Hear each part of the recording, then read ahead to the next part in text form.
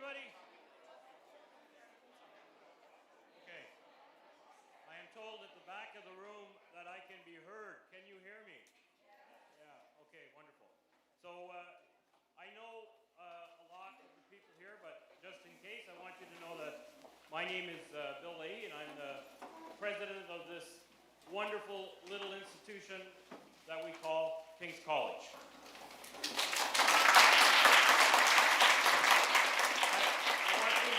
Thank you all so much for being here, and I just want to pause and acknowledge the students, and I was going to ask the students to make some noise.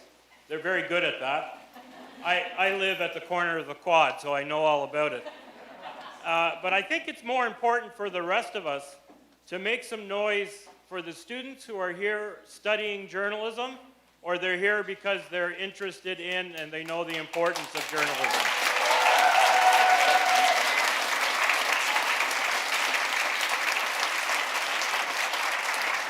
This is cliche stuff, but it's true. You are the future, okay? So it's wonderful that you're here. And I want to thank you all for being here, and I want to thank our panelists and everyone who's been involved. Fred Valance-Jones just said it's been an all of King's experience organizing this event. For the discussion of an incredibly important topic, public trust in journalism in dark times. So one crucially important part of trust is to acknowledge where we are and the responsibilities that come from that location. King's operates in Mi'kma'ki, on the ancestral and unceded Mi'kmaq lands. That means we operate under the treaties of peace and friendship that the Mi'kmaq and the British Crown negotiated to determine terms of a relationship by which they would live together in harmony and mutual respect and trust. These treaties did not deal with ownership of land or other resources. As a community of learning, we acknowledge our responsibility, obligation, and opportunity to contribute to that harmony and that mutual respect, and to do so by learning from the Mi'kmaq people, as we do regularly, coming together with Mi'kmaq partners in the King's Mawaganuda Madanej. How'd I do? How'd I do, Trina? Circle. To discuss how Kings can live and change in accordance with those treaties of peace and friendship, including by acting on those calls to action, particularly those on education of the Truth and Reconciliation Commission. Further, on the matter of trust, we acknowledge the African Nova Scotian people and communities that have been contributing to what is now Nova Scotia for more than 400 years. And we acknowledge it is our responsibility and opportunity to recognize and celebrate these contributions, including by the work we do in partnership with African Nova Scotian communities and their organizations to support and contribute to their goals, aspirations, and visions for the future.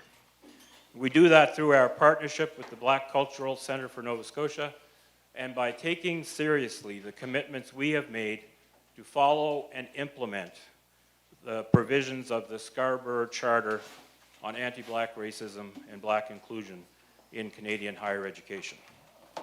So I don't have to tell anyone in this room this, but I will say it. Journalism is an essential public good. King's is in journalism for the long haul. It has been a core part of our identity and our academic and social mission as a university for almost 50 years, and it will continue to be so 50 years from now and beyond. That is why the immediate inspiration for tonight's panel is the planning we are doing for a new state-of-the-art facility for teaching, learning, and doing journalism, as well as writing and publishing on our campus. It is also why journalism is at the center of our growing collaboration with the Mi'kmaq partners, and that includes the Mi'kmaq Journalism Initiative that is preparing Mi'kmaq students to become the journalists of the future. And it is also why we have supported the Journalism Noir Initiative for Black Youth, and why we recently welcomed journalism researchers Eternity Martiz and Nananaba Duncan. Sorry, Professor Duncan, I know I didn't quite get that right. To campus to speak on their research on reporting in Black communities. Engagement with Mi'kmaq and African Nova Scotian communities through the relationships we are building with those communities is also an important part of our planning process for our new building. So with that, I'm going to ask Fred Valens-Jones, the Director of Journalism, to take over from here.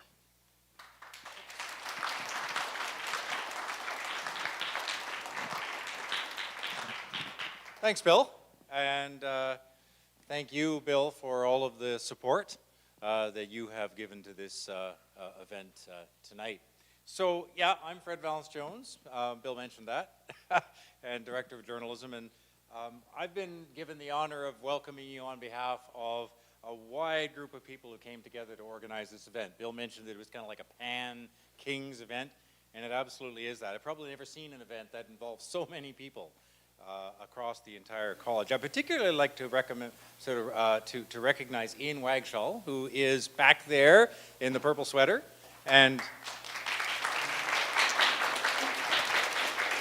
Allison Rousel from our facilities department. And they're involved, of course, because of the new building project, and they're taking the lead on that.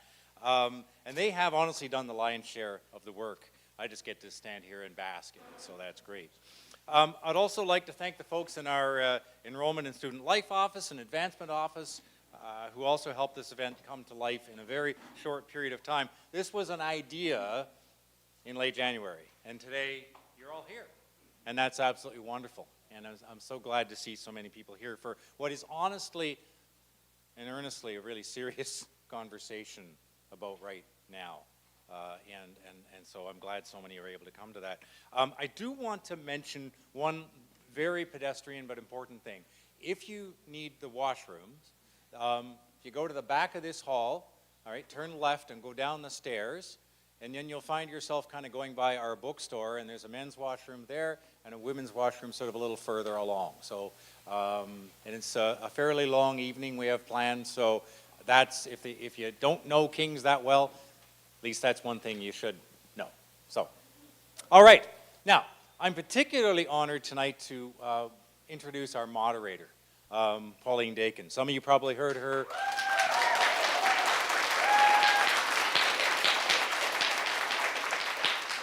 Pauline is a much beloved instructor here at King's.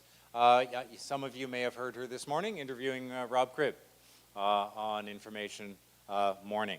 And that was fantastic. So Pauline came to King's here in 2016, and I have a hard time believing it was that long ago. But she has since then become an absolutely integral part of our faculty. She's a long-time audio journalist, did all kinds of things at the CBC. She produced Atlantic Voice, a documentary program.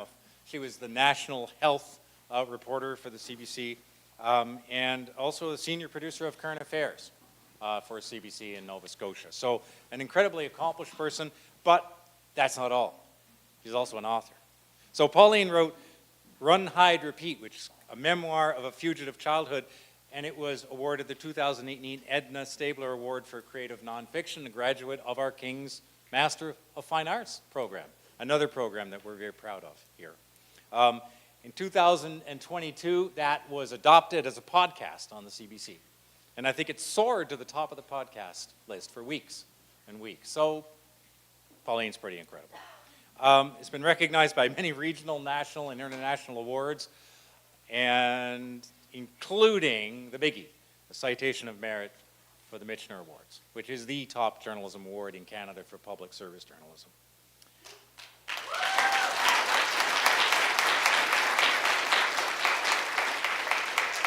Almost done. I'm going to let the show go forward. Pauline came to us originally from North Vancouver.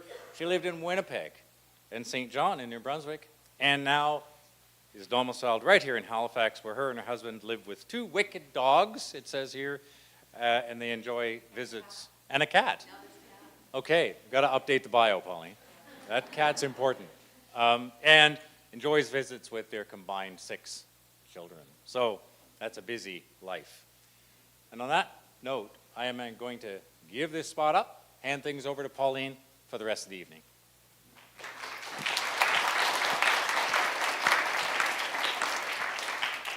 Thank you, Fred. That was very nice.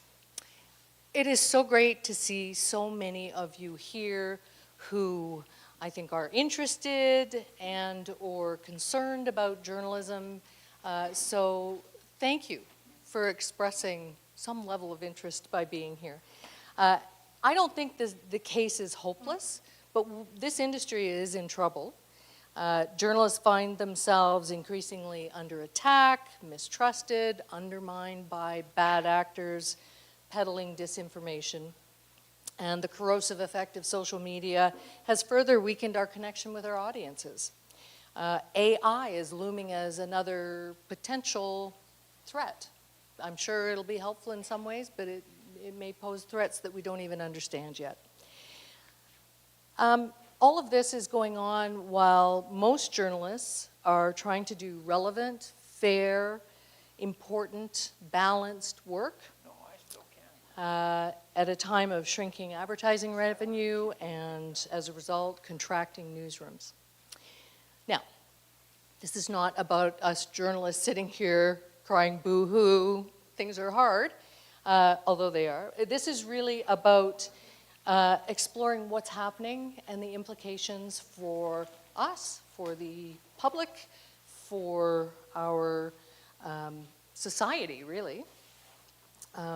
Because journalists do work for the public.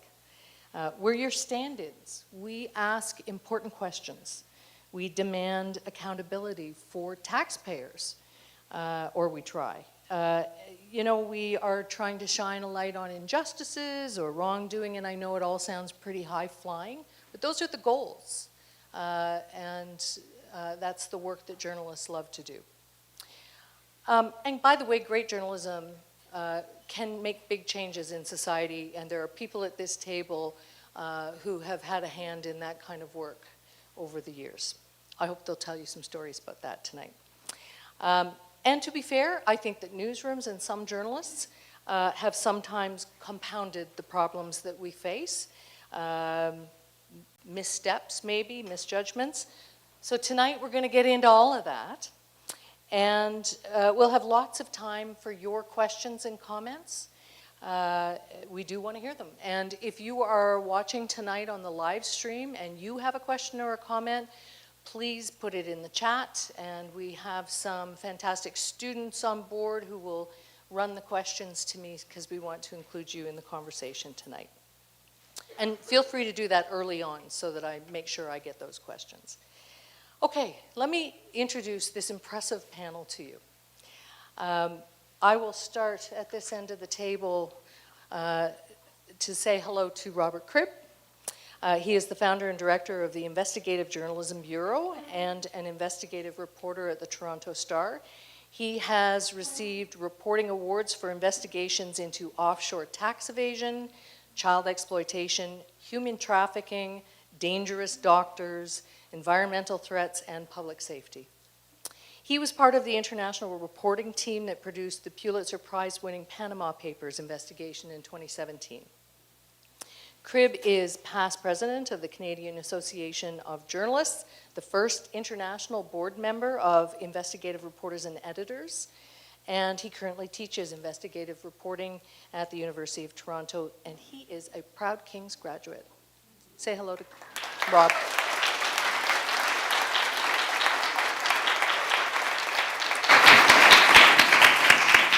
And next to Rob is Nicole Farianchak, and she is the editor of the Ottawa Citizen and the Ottawa Sun. She was born and raised in Nova Scotia. And she is a graduate of the University of King's College as well, the journalism program. She's reported for rural weekly newspapers. She worked as an assistant director in the film industry. She's done some documentary making, and she's now in charge of the newsroom at the Citizen. And Nicole says she is passionate about creative, collaborative storytelling and shining a light on stories that really matter. So, Nicole Farinchak.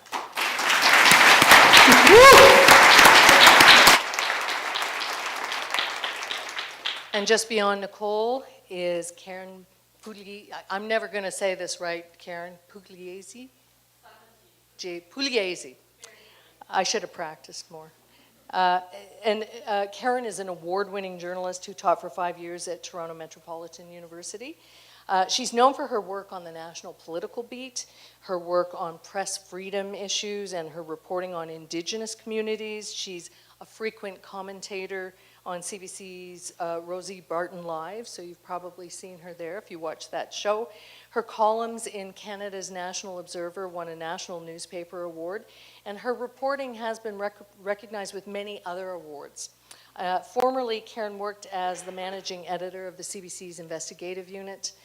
She's a Neiman Fellow at Harvard University, and she's probably best known for her work on Parliament Hill, as a reporter and also as the executive director of news and current affairs at APTN, the Aboriginal People's Television Network, where she ran the news department for 7 years. So, hello, Karen. Thank you.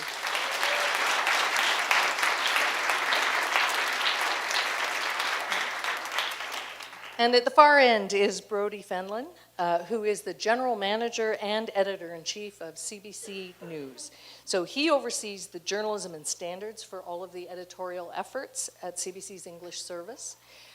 He's responsible for CBC programs and operations across news, current affairs, and local services. That includes 48 local bureaus and stations and 4 international bureaus. Brodie's portfolio includes the flagship newscast, The National, the all-news cable channel, CBC News Network, also the digital site, cbcnews.ca, and the CBC News app. It also includes fast channels and podcasts and audio, news programs, radio current affairs programming across the country. I'm astonished you could be here tonight. And thank you for that. Welcome, Brodie, please.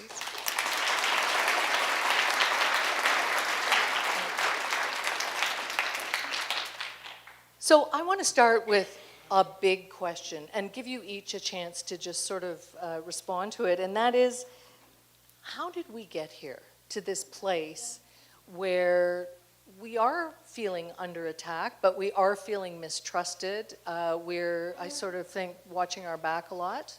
Maybe that's not a bad thing. Do you want to start, Rob? Sure. So there's two. Let's break it in half. Can we break it in half? How do we get here economically? And then I would say the journalistic questions is a separate issue. Economically, we crumbled because we blew it. We were very slow to understand the world and what was happening in it. The overwhelming transformative change of technology. And Craigslist ended our careers. You know, it ended what we were. We didn't see it. We were slow. We gave it away for too long. We created an expectation that the work that we do has no value.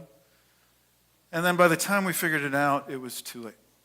The horse left the barn. And what we're living with today is essentially years of slow, dumb non-response to what was clear to us. Certainly in retrospect we know, but we should have known far earlier what was about to happen.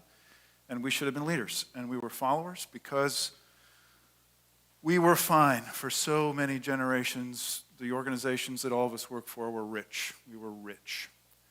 And we were too big to fail. And, in many cases, we held monopolies in various cities. And so the money was there, and the power was there, the influence was there. And I just came in, I started my career right at the tail end of that. I saw just the end of that, where there was still remarkable resources to attack stories. I mean, I remember pitching, my first year at the Toronto Star, I pitched a story that had to take me to Europe. I had to go to Romania and France, and I just thought, this is insanity, but whatever, I'm going to try. I'm going to pitch it. And they said, yeah, book your flight. Unimaginable today. I can't get a cab fare to Brampton today. So I think it came out of, it's a classic, I mean, this is a I took FIP here, and this is like a classic Greek tragedy, right? There's nothing new here. This is a Greek tragedy. And so what we live with today is a completely crumbled economic model from which we will probably never recover. There will never be anything, there is no return to that. So all we can do is try and reinvent, and that's starting, hopefully we'll talk about that, because those reinventions are starting to happen with new models. But we will never return to that because we blew it so badly. And for all of the finger pointing we do and the hand wringing and woe is me and look what happened to us, we did it all to ourselves, without question. There's no question about that. On the journalistic side, my feeling is that the lack of trust and the disintegration of the relationship between journalists and their news organizations and the public, I don't really understand it. It's totally confounding to me. I was reading today the latest research on this from Reuters Institute, who do these really deep dives. They survey readers. Not readers, sorry, I'm a print guy. They survey news consumers. And the tale that data tells is traumatic. I mean, it is so depressing. The levels of trust are at unprecedented lows. It's now at 39%. It's dropped 20 points in the last 10 years, I think. 20 points, trust levels. The amount of readership is like in the toilet, as we all know. Advertising rates have gone with it. Subscriber levels are infinitesimally small. And so what is that all about? At the end of the day, what is that all about? It is a breach of trust, yeah? It's a breach of trust. And so what caused that? That's a much more complicated question, because journalists today, everybody I know, gets up the same way we did 20 years ago and tries to figure out, in the public interest, what can I do for the next 10 hours that is going to move the dial on a matter of vital public interest and that I can reveal and push forward? How can I spend every waking moment of my life as a journalist trying to figure out how to tell the truth and make a difference? It's no different today than it was before, but the perception of what we do has changed dramatically. It's in the toilet in a way that it has never been before. And that is an answer, the answer to that question isn't up here. It's out there, and I don't think we understand it. We haven't paid enough attention to it. We're aware that the trust is broken, but it's like this white elephant that we just kind of ignore. We just say, well, I guess that's the way it is. But we have to start addressing it because the two, at the end of the day, are interconnected. And so we have to figure out how this trust was broken and what we can do differently, because we think we're doing all we can. We genuinely do. We think that we are the bulwark against the lies. We think that we are the ones that are trying to bring reason to the public conversation. And I feel like that's what I'm doing. But the perception of what I do and what all of us do out there is dramatically different. And I don't think any of us understand that. That's my opinion. Okay, thank you, Rob. And I have to say, apologies, journalism students. Don't despair. There will be something more hopeful to come, I think. Well, Nicole? what was the bad Save guy? us, Nicole, please save us. Well, that was a great foundation. I graduated journalism school in 2012. I went to a symposium exactly like this while I was a student.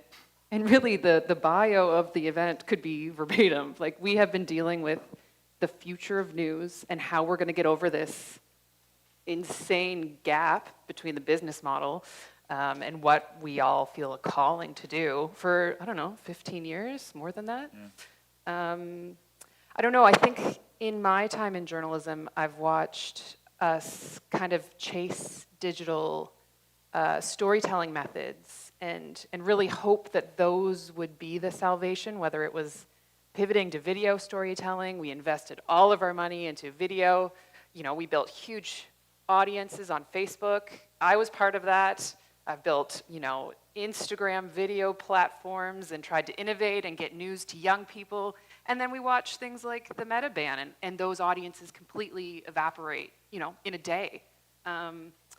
So I don't know. It's for sure a problem we've known about, and I'm kind of that young journalistic leader that we hoped would figure it out, and I don't know if I have quite yet.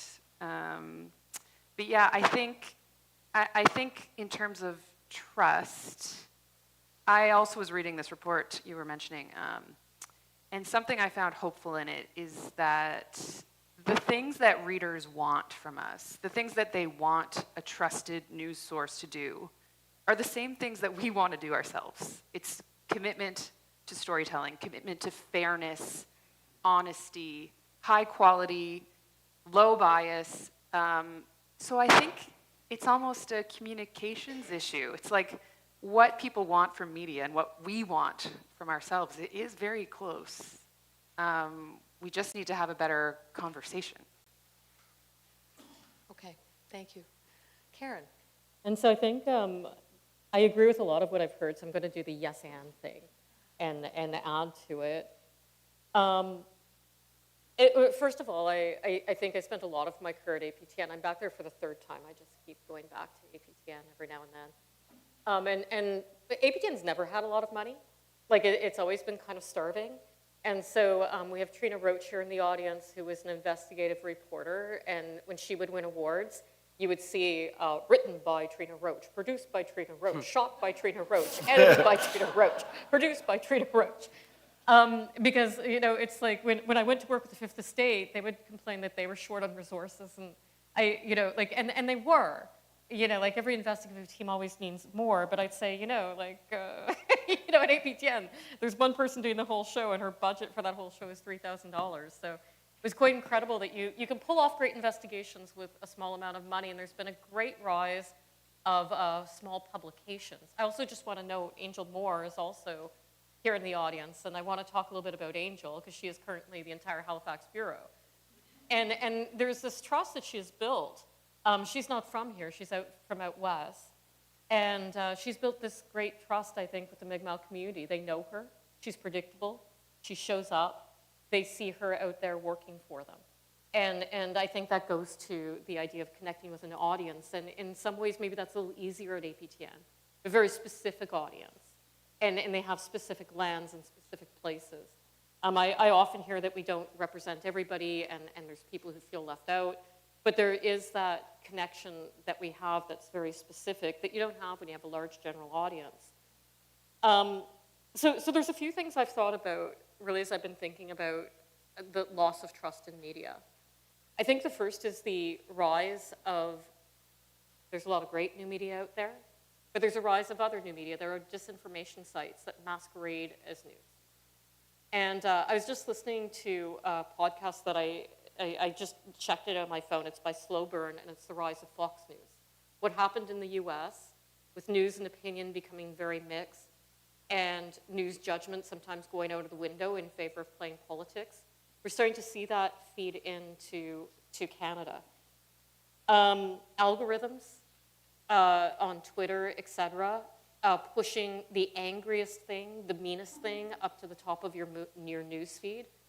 And what Twitter's become has just been, like, I can't even be on it anymore because it's just absolute trash right now for communications.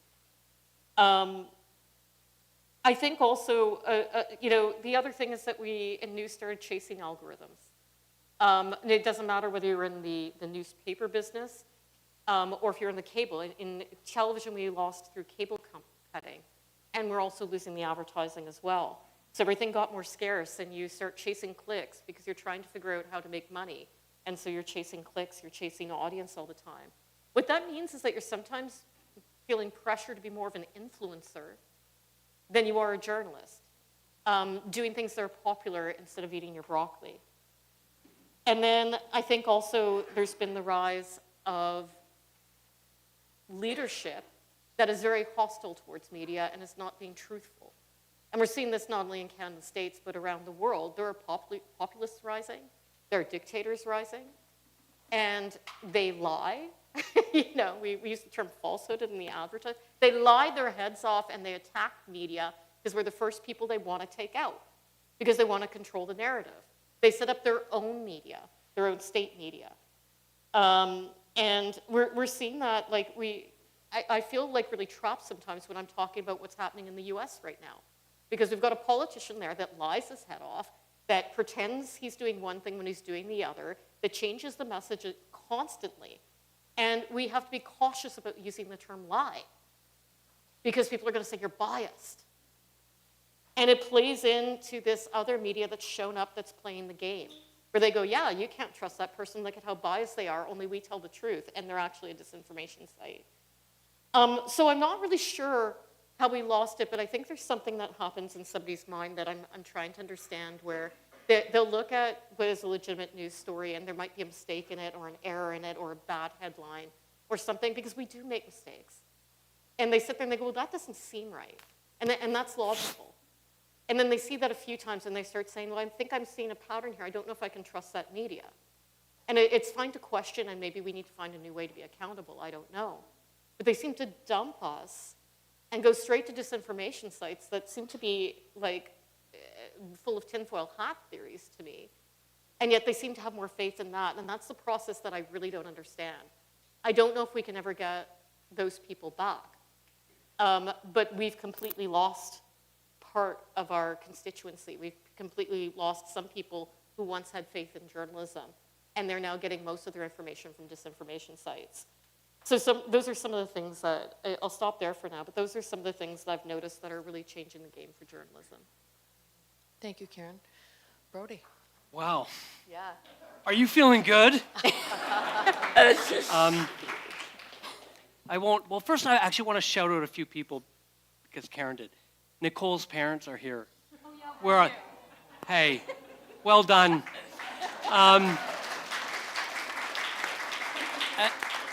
And I want to shout out a colleague of mine, Nancy Waugh, who's sitting right there. Nancy is a proud Nova Scotian.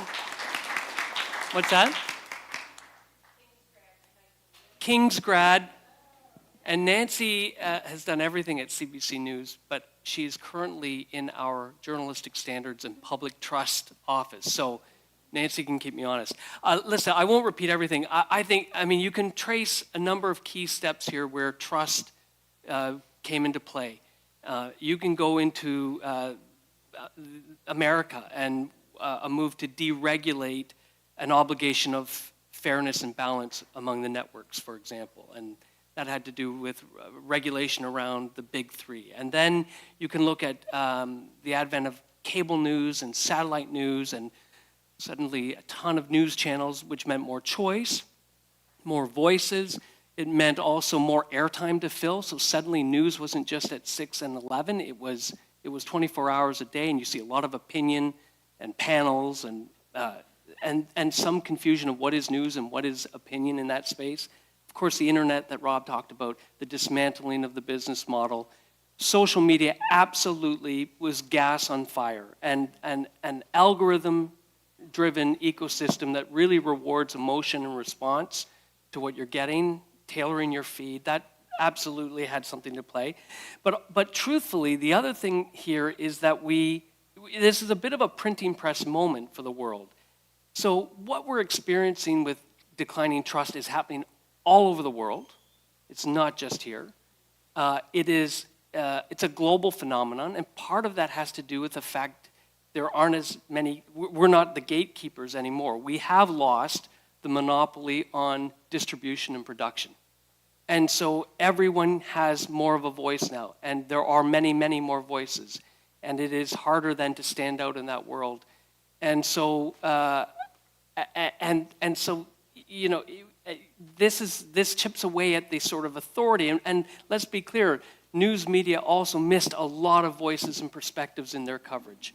So suddenly you have a whole group of people who are able to publish on their own, create content that looks like news, it's opinion, it's whatever, but they're seeing more perspectives, more viewpoints, and they're starting to say, wait a minute, I never saw that over here in the stuff you did. So that chips away at trust, and then as profits get squeezed in that really collapsed business model, you have an inclination to go try to drive your business towards where audiences are, and those audiences want a lot of what reflects their own viewpoint of the world. So if you look at the United States, where trust scores are among the lowest in the world, you saw not just Fox, you saw CNN and MSNBC and all those big television networks gravitate towards their base and play to a political angle. And the net result of that, in my view, is even greater declines in trust. We see around the world where news organizations have held tight to a principle of impartiality as best they can, or frankly have had a public broadcaster in their country, the declines in trust are not as great as countries that don't. So there's something there, and I know we'll talk about solutions in a moment, and I do have hope. You gotta have hope, especially at a time like this. But I think it's a multifaceted thing, and it's not just custom to this country or what's happening south of the border. I talk to editors-in-chief around the world. They are all seeing declines in trust, as are all major institutions. We're going through something that's bigger than just the news media. Yeah, thank you, Brody. You mentioned, a number of you mentioned this idea of polarization. We don't collectively as society agree on very much anymore. I'm wondering, what do you think this loss of shared understanding or consensus about things, what does that mean for people in journalism trying to cover the world? Whoever would like to take that one. I mean, I think it's a huge factor. Let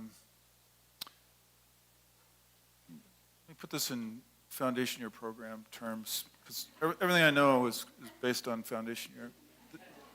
The John Stuart Mill notion of the marketplace of ideas, yeah? You guys still reading Mills?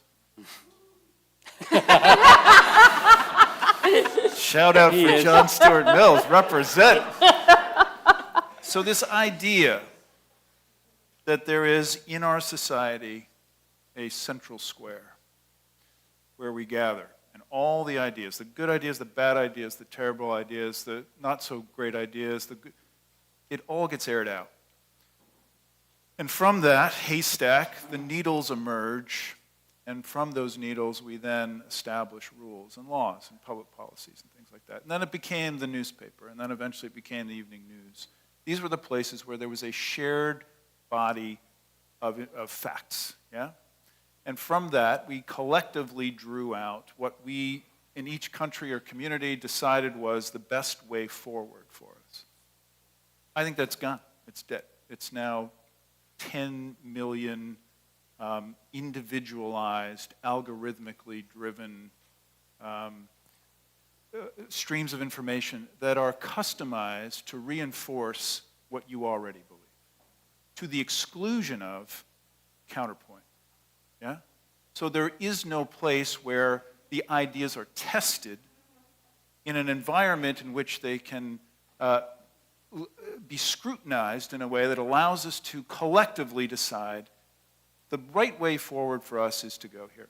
Because we've all moved to the left, the far left and right, or it's actually more complicated than that. But at the end of the day, it's a venomous insertion into the brain of information that is designed to polarize, yeah? We don't have gray anymore. It's good guys, it's bad guys, it's evil versus goodness, and the nuance and texture and complication of the world, which is all there. There's no issues that are really that black and white. It's always complicated. But we've removed all that. What journalists are still trying to do that. They're still trying to represent the complexity and the nuance because it's important. It's important to actually understand. But it is not as satisfying. Here's what I've decided. It is not as satisfying to the human instinct as simple answers. Simple answers are so elegantly attractive, right? They're evil. They're stupid. They don't understand. Yeah? And we like that because complication is messy. It's messy. And so why would we want that when we're offered this abundance of polarized, simple answers. And I think that's our challenge. That's part of the answer, I think, as to why there has been such a movement away from credible, balanced, accurate, fair journalism. It's a slog. It's a slog because it's complicated. So why read the 5,000-word piece about all the various issues involved in that piece of public policy and how we should move forward, when you can just get it in your feed saying, the other guys are stupid? The answer is crystal clear. We're right. They're stupid. Let's move on. Let's demonize them and hail our position, our rightness, and that's the way we do it now. I just like to point out that you've gone from John Mills to Marshall McLuhan, I think. Medium is the message. I'm comfortable with that. And if you know that, I think on that, and the polarization, what we've been saying also about like the new social media platforms that reward anger, reward hate. I mean, if you wanted to get a tweet out to more people, make it angrier, make it more hateful, and it spreads faster. And I'm not making this up. I mean, Harvard's done studies on this where they've traced tweets. YouTube, if you started watching something, it would pull you down. The algorithm would take you to more and more radical stuff. And so to that extent, the medium is the message. And I think anonymity, people being able to go onto accounts and actually really personally attack somebody. I mean, I'm convinced that there was a point where there were really hateful emails coming from Proton mails. You remember this. I was at CBC when that happened. And I mean, like, I often get ugly and racist stuff, but I couldn't even say out of my mouth right now the kind of things, like the kind of words they were using to describe women. It was just so ugly. And you put that stuff out there, and you can put that stuff out there. The police can't trace it. You're very safe. It's probably one guy in his basement with 50 different email accounts and, you know, some sort of like, some sort of serious mental health problem who's sending this stuff out. But it makes it to the top of your feed. And so the medium is the message, and we become more polarized. And there are people purposely riding that, very purposely riding that. And I think when we talk around the world, Maria Ressa is another one, another journalist who's really been trying to fight that in her country. Yeah. I just add two real quick things. Go right ahead. I heard Kara Swisher's podcaster, tech writer, I heard her say this, and she may have been paraphrasing somebody else, but I loved it, which was we're in a world now where journalists still believe what they see, and increasingly are dealing with people who see what they believe. I love that. I thought that was kind of a beautiful thing. The second thing is that everybody is on some spectrum of polarization. And I think as journalists or journalists to be, we've got to be on guard for our own polarization. If you find yourself getting, who's not feeling something today? But you know, you have to be, we all have to be really self-conscious of how we are responding to what's coming into our feeds. There's a lot of stuff at play, and some of it is quite sophisticated, and I see it on all spectrums. I see it on progressive left, and I see it on far right. Polarization's everywhere, and there's actually a skill and an expertise that probably should be taught in institutions like this one about how do you check your own polarization, because it's going to happen, and it is happening to all of us.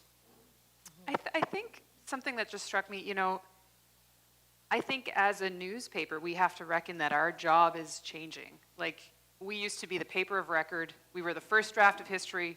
Really, all we had to do was observe and report the truth. And now there are hundreds of ways you can get that information about that car crash or that political event or that tragedy in your community that doesn't come from us. Like we said, we don't have the monopoly on information anymore. So it's like, well, if the problem isn't getting information to the people, because information is out there. I know everyone here is on their phone, and they are scrolling, and they are getting information from all over the place. And the problem really is that you don't know if you can believe it. You know that if you see something on social media, you trust it a little bit less. You know if you see it on maybe Reddit, you trust it a little bit more if you're participating in that community. Maybe if you have a news brand that you trust, you might trust that a little bit more. But you're going to be exposed to information and you're going to know what's happening in the world. The problem is that we're overwhelmed. We are being bombarded with information all the time. So I think it's really difficult for media agencies to tell themselves that their mission is different than it used to be. We are no longer the first draft of history. It's like we have to solve a different problem. And I think that problem is kind of, it goes to polarization. It goes to this moment in time we're in where there's so much angst and stress and anxiety, and a lot of that is fed from these social media platforms that we're scrolling. And if, I don't know, if we can do something that tells people that this is something that tells you what's going on, you know you can trust our agency, and maybe even there's some solutions that you can take away and bring back into the world, I think that's, it's like there's a different problem ahead of us that we have to tackle. Nicole, I think you're helping us transition, but I want to say that we've been looking very outward in this conversation, and I think we should look inward a little bit. Mm-hmm. One of the big criticisms of mainstream media, and by the way, I cringe a little bit at that word because people use it, they kind of spit out the side of their mouth when they say it sometimes, but what I mean is big legacy media. And the criticism, common criticism, is that it is speaking to a very progressive, urban, educated, more well-off audience often, and that sometimes people who are rural, religious, less educated, working class, don't see themselves represented in some of the reporting. So I'm wondering, how legitimate do you think that criticism is? I think that's very fair. I think people want to be reflected. Oh, did I do that? I think people want to be reflected in the media they're reading about. And if you don't see people that look like you or sound like you or talk like you in the media, then why would you trust what you're reading? So I think that's for sure a part of it. Brody. Yeah, I think that there's elements of truth to that for sure. A lot of people who come up and do journalism often work in urban centers. They're university educated. They and could afford university education largely, and that shapes your worldview. And if I think of people who say that they don't necessarily see themselves reflected in all of CBC's coverage, I have a list that I can rhyme off. It's people who are religious and believe in faith, and that religion can be a good. And it's big business and corporations who say, we employ this country and you always treat the big corporations as bad guys, and the oil patch, and farmers, and hunters, and anglers. And you go down the list at some point, and there's always elements of truth to some of that. And we work very hard at trying to find out who is not at the newsroom table every day, and how do we include their voices and perspectives. But that is a challenge for sure, but the challenge is compounded by everything else that we talked about, where that person doesn't need to spend very long looking for the time you got the person who represents their interest, because they've got all of that provided to them in an algorithmically drawn ecosystem, and it's pretty satisfying over there, and I'll write you off. Anyone else want to weigh in on that? Yeah, I think I want to weigh in, and I'm kind of, we have to bring this up because it's part of the discussion, but it very often takes over the discussion, so I kind of want to rein it in a little bit, and maybe it's something when the audience starts participating that can be flushed out more. But the argument about objectivity and where points of view come from. I remember very clearly working for APTN in around 2000. I was signing off from Ottawa, and I decided my sign-off was going to be, I'm Karen Pugliese signing off from unceded Algonquin homelands that are today known as Ottawa. And even my producer went, ooh, maybe that's going too far. And I said, what part of that was not factual? But in 2000, that was a shocking thing to say. Shocking. And yet I came out here and you did this lovely, when we started this lovely land acknowledgement, we do acknowledge now that land is unceded. Well, I'm glad that I was ahead of my time. But the point is the view comes from somewhere. What I was saying was factual. But that was never in 2000 going to be the way I signed off on CBC. If I was working at CBC, that would have been cut right out. And no offense, but I mean, it would have been considered opinion, right? It would have been considered odd. How many letters would you have gotten? And so I think what's happened really since around the 2015s is that there were two things, right? There was the death of George Floyd that really started a conversation about objectivity. And there was Truth and Reconciliation in Canada. And in Canada, a lot of the Black Lives Matter movement came up into Canada. We're having a conversation and made space for Indigenous people to join into that conversation. And objectivity became a terrible word. And I actually had some students when I was teaching tell me that no true Indigenous person would ever advocate for objectivity. And yet we have to call it something. I get that the word is kind of ruined because it says that somehow you don't have a point of view. We recognize that our views come from somewhere, that through the story selection that we have, through what we believe is important, through what we chase, we influence the news even when we're trying not to be gatekeepers. And so we do know that we have that problem. But there's a process that journalists have to follow that we kind of have to agree on, that there's a method that is searching for facts and for truth. And whether we call it objectivity or we call it George, if objectivity is ruined, there's a process that we have to be able to explain to the public of what we're doing to try to arrive at facts and truth. And so they know when we're on it, and they know when we're off it. They know when we're faithful, and they know when we're betraying it. And I think that's where we're really losing people. The conversation about objectivity was necessary, but we never came up with a solution for it or how we explain what we're doing. And I think that's part of what took us off the rails. Yeah. Yeah, we don't talk about objectivity as much at King's. We talk about bias and fairness and, really thinking deeply about what you bring to the story and being conscious of that. Okay, let's sort of pivot a bit here. It's clear we have some work to do maybe, but I think we've got people here who are students who are very keen about a future in journalism. So let's talk to them a little bit. And tell me where you think we need to go, what we need to do to make it better.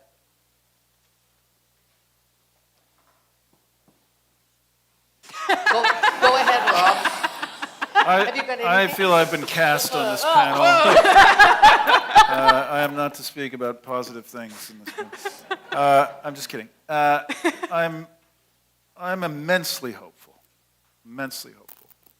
and it's because there's new models forming. And in those new models is a remarkable rekindling, I think, of journalistic passions. And so here's what's happening. It's little pockets, it's just starting across the country, little organizations. 5 years ago, I started one. It's a nonprofit investigative center. All we do is investigative reporting. Don't do daily, don't do anything. No inverted pyramids, no here's what happened yesterday, none of that. Everything we do, it's slow journalism. And it's a very unique model. It's totally collaborative. We threw away all the walls and competition, and we're not fighting with the newspaper across town. So we invite in academics, senior journalists, journalism students, PhDs, media organization, everybody. We build this massive brain trust about the subject matter, whatever it is. And then we do slow journalism. So we take months usually. In some cases, we just publish something that took a year and a half. And those stories land like nuclear bombs. And they produce a kind of reaction from the public that, like in my whole career, I've never seen. People, when they see that kind of journalism, I would argue they instinctively understand that this is different. This is different than what I'm reading in the paper today.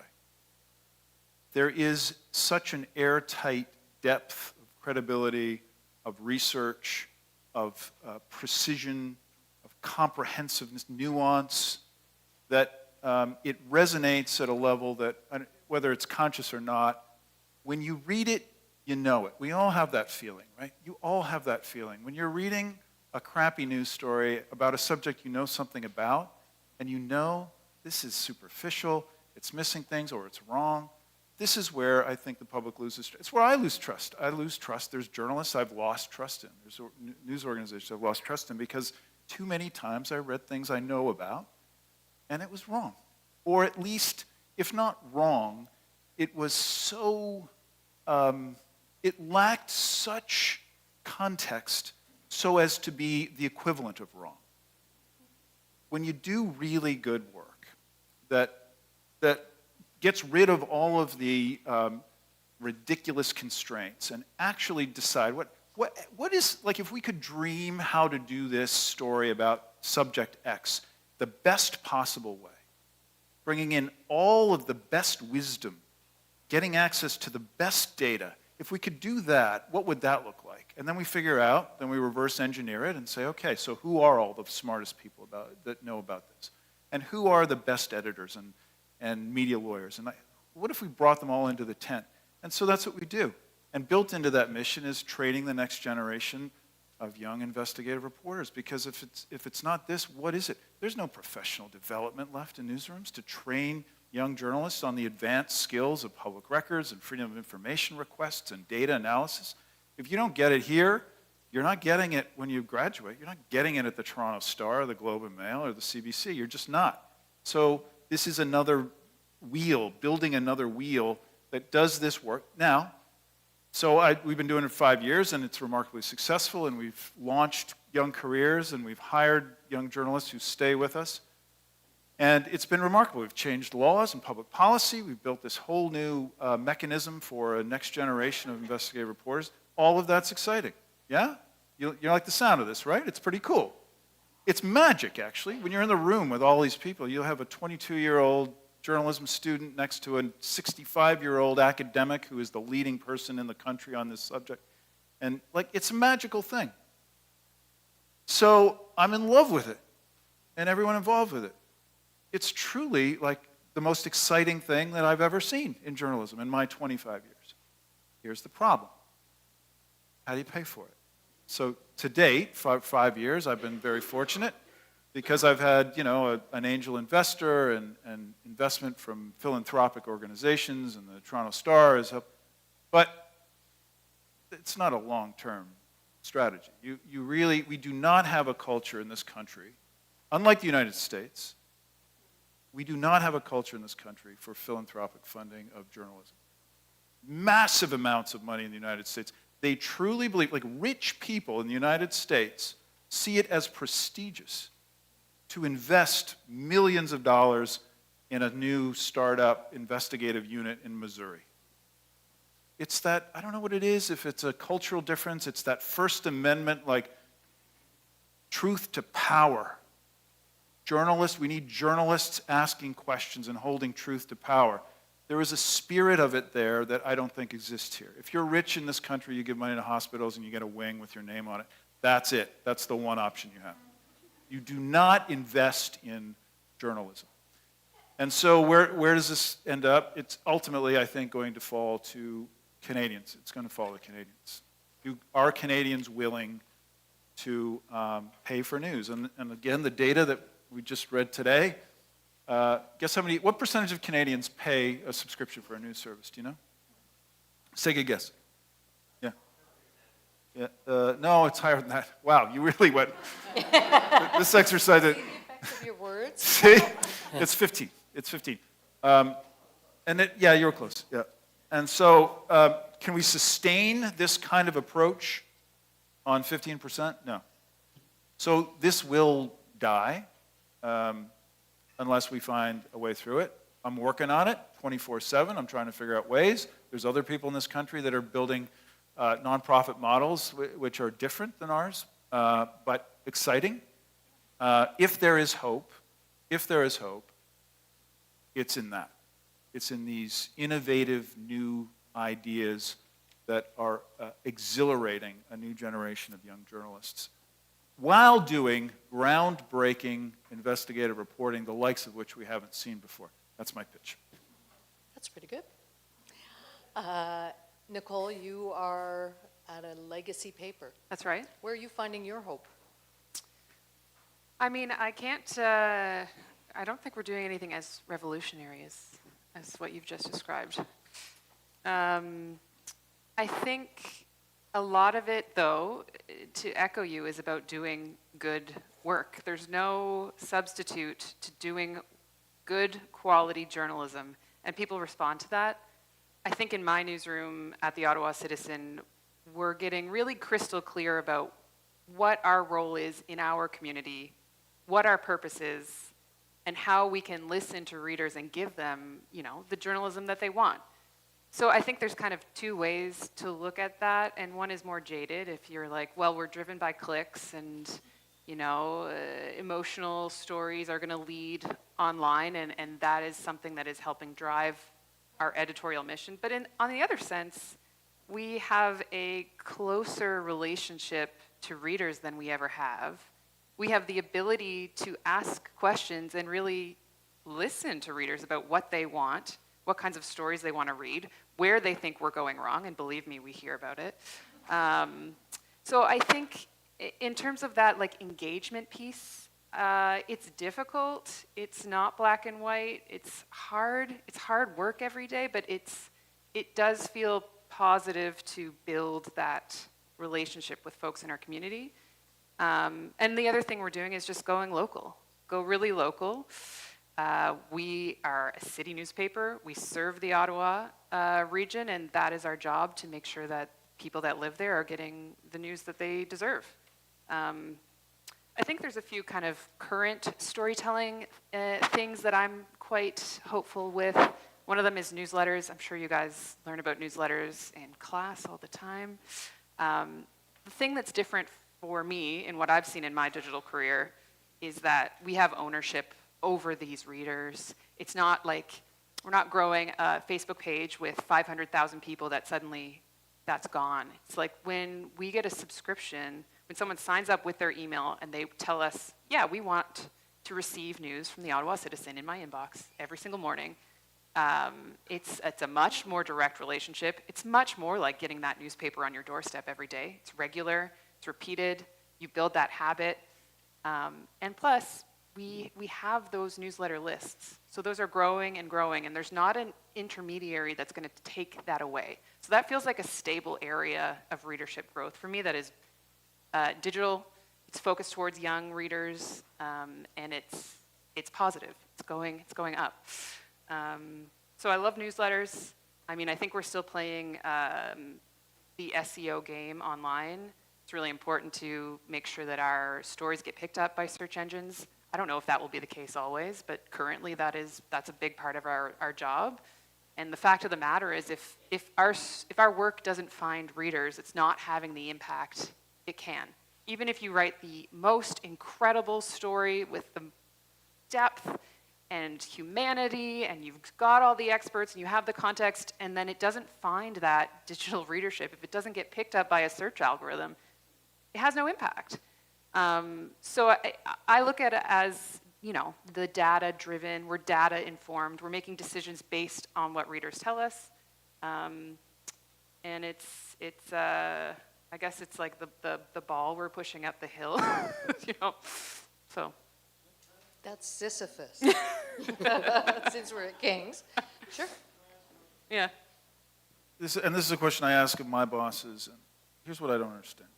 And you said this earlier. There's no advantage anymore to breathlessly reporting the fire on Main Street or the arrest downtown, right? Mm-hmm. All of that is commoditized. It's instantly out there. If there's a press conference anywhere, there's going to be a CP reporter there. So why spend the limited resources, the increasingly limited resources we have, on information, on stories for which you can have no distinction? So why not do less better? Why not say, we're going to stop doing the quick hit, rewrite the press release, follow the press conference. Just let other people do it. Like, seed that entirely, and then redirect all of those resources that are going to write stories that everybody else is going to publish. You will get no exclusivity or distinction from that. And redirect those reporters to do more in-depth, exclusive enterprise, or maybe even investigative work that will bring you distinction and exclusivity and prestige. That's what, and this, I'm not picking on you. I haven't read The Citizen. Yeah, I mean, the thing I say to myself and my team all the time is like, we want to tell stories that no one else is telling. Yeah. But at the same time, public safety is a huge pillar, you know, for a local newsroom. If there is something going on where people's lives are at risk, it's our duty to do everything we can to get that information out there quickly, accurately, and keep people safe. And I still think that that is one of the areas where we see the most win. That's where we see the most readership and the most reaction from readers, the most gratitude. So why would you give up that area where we are nailing it and where the audience appreciates it and we actually are doing the core function of journalism? Yeah, I'm not talking about stories where there is a pressing public interest. Of course, Right, that's right. different. But and I'm not talking about your. Let me talk about my Yeah. newsroom. Here, I see it every day. Reporters deployed to stories where there's going to be 79 other reporters holding the tape recorder in front of the mouth of somebody. I mean, come on. What are we getting out of that? What are we Yeah. getting out of that? Yeah. We don't do a lot of press conferences. But Yeah. I'll- We're a little allergic to that. I'll jump on that a bit because, I mean, I think it was one of the decisions that we made at APTN when we were doing elections. Everybody else was on the bus with the leaders as they went out into communities, and we decided that we weren't going to do that. We didn't even buy the tape, like we didn't even buy the pool footage, because we knew there was not going to be anything there for us. Instead, we sent reporters out to communities where politicians weren't going, and said, "You know this guy? You seen this guy?" One of the communities that I remember I went to report was Kittigan-Zibi, and I had so much fun with it because it's like the phone is ringing off the hook with the election. Everybody wants to know how to vote. Because it's a banned election, they're voting for chief. And so I interviewed people about that election. I said, like, the turnout is going to be 75%, and everybody's voting. And I said, and who's going to vote in the federal election? And they're like, oh, yeah, we don't do that. And it's like, why? Some communities do, some communities don't. They go, these people never come onto our community. They never talk to us. We don't know who we are. The only person who ever does anything for us is the damn chief. So, you know, and it was a different kind of story. And then it was a lot of fun to go out and interview the politicians in that local riding and say, what are you going to do for Kittigan-Zibi? And they're like, I think, you know, I'm going to do this, I'm going to do that. Like, the first thing we're going to do is do the treaty rights. Yeah, we'll do the treaty rights first. And I'm like, well, you know that they don't have a treaty. It's a comprehensive land claim. And they're like, well, first we'll do the treaty rights, and then we'll get around to that other stuff. You know, so, I mean, I can imagine people at home, just like that reaction, I could hear it, watching this on TV and holding their bellies and laughing. Anyways, I think you bring up a good point about putting the journalism where it needs to be. I want to say a few other quick things just to where the conversation had been going about hope for journalists in the future. I was at a Press Forward conference recently, and that's all the startups. So Discourse is there, CNO is there, Narwhal, the Investigative Journalism Foundation, Ricochet, The Logic, those. They've all found business models that work on a small scale, and they're doing really good journalism, the kind of investigative journalism that I think Rob is talking about. People say it splits the audience, but they're relevant to people. They did it by finding different sources. It is true that foundations don't really fund journalism in Canada. They've been dragged into it because they realized that journalism was going to fail, but they fund topics. So climate change and reconciliation are two big topics, which is why you saw a rise in all of a sudden all these small newspapers being very interested in covering Indigenous issues, because there's an income stream for it. When they change their minds and decide that reconciliation is out of fashion, and they go on to the other thing, you're going to see less stories. I think climate change is going to be around longer than reconciliation. So then what's not getting funded is like local news, right? So the government steps in and starts funding local news. And people are saying, well, that's kind of the thumb on the scale, you know, I don't know about that. But there are a lot of newspapers out there that are dependent on that, a lot of newsrooms out there, online news sources that are dependent on that. And we'll see whether or not that lasts, through changes in government and whether or not the will's there. I think when Rob was talking about the prestige of journalism in the US, when I was down in the US and I was a Neiman Fellow, I'd be sitting in class, and one of the profs would say, oh, we have a journalist in the class. And all these policy students and everybody turned and go, oh, a journalist? Who is it? Wow. And I was like, what is this weird feeling of respect that I'm getting? There is that there, and they have a Hollywood down there that when Trump was very much attacking journalists and calling them enemy of the people, there were no less than 5 movies that Hollywood made about journalists, you know, like Spotlight, there's one about the Washington Post, that reinvigorated the conversation about journalism and the use of it. We don't have that in Canada. So I think where I'm going with this, what we have to do to solve the problem is we have to find a way to have the conversation about what we're doing. I know there's a professor retired from TMU, Ira Shapiro, who's been working with trying to develop like a code of ethics that journalists would sign on to and kind of hold out and say, this is what we do and this is our approach. And it would be an individual journalist that commits to it. I'm not really sure that's going to work, but he's doing something to try to solve the public relations problem we're having right now. But I think, you know, like when I was at APTN, one of the things I can say is APTN changed the conversation about how Indigenous people are discussed in this country. Like they did. And that happened when, as much as I hate Twitter, that happened when Twitter happened. Because we were a channel that you would click on the station and you'd go all the way up, if you had a TV that went all the way up to 100, where the cable companies put us because they didn't want to carry us. They felt like they were shoved down their throat, and we were shoved down their throat. But when people would go up to that channel and they'd look, they go, I don't even know if that's really for us. But when Twitter came out and our stories started going online, other journalists saw them and they were realizing, oh, why is APTN reporting something completely different than I am? I didn't know that. And they started changing the way that they covered it. So that gives me faith that there's something in that lesson about changing the conversation the way APTN did that for Indigenous people, that we must be able to do that as journalists to advocate for what we're doing and what we're really trying to do for the public. Because as we started out saying, this is not about us going boo-hoo. I can go get a job in communications and make a hell of a lot more money than I'm making now and have weekends off and lunch hours. I'm in this for the public interest. You know, I always say, and this is very relevant right now, we don't have journalism because we have a democracy. We only have a democracy because we have journalism. Woo. And so it's worth fighting for, it's worth And I believe that there's a way to do it in that model, and I'm trying to figure it out. So that's where I'll leave things. Thank you, Karen. Brody, I'd like you to wrap up this little hopeful moment, because I'm really aware that we want to hear from the audience too, but I'm not rushing you, I'm just saying, No, rush me. take us home. I'll go fast. I have great hope. I know today, at the end of this day, when I look at our audience numbers, CBC may have had one of its biggest days in years and years and years, in terms of who watched and listened and read. Because today matters. And so Canadians turn to what we were doing, our journalism.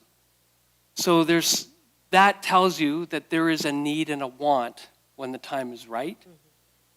I think there is still and always will be a need for the basics of journalism. Even, you can imagine a world that we're going into where your whole experience of news and journalism may be curated by AI for you. That's probably coming very, very quickly. So we may not even be the intermediary, but someone has to go and bear witness and make sense of and hold to account. And that's the core job of journalism. So in some ways, and that's not going away. And we see there's a need for it everywhere.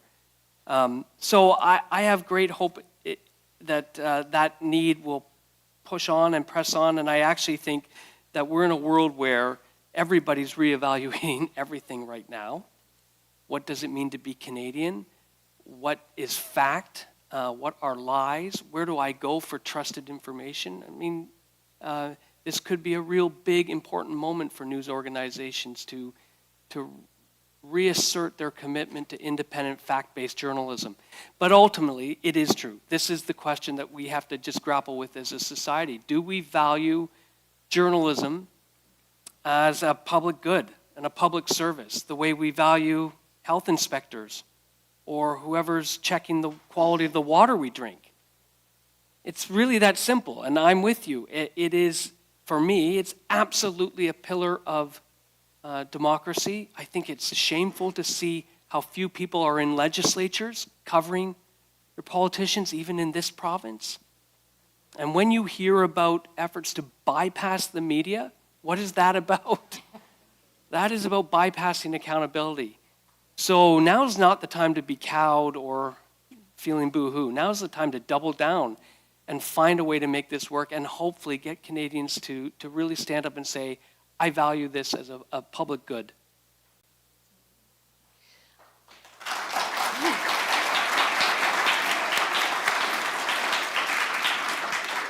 Thanks. I'm looking at students, and I'm hoping you feel the hope in that I do, really. Okay, it's time to hear from all of you.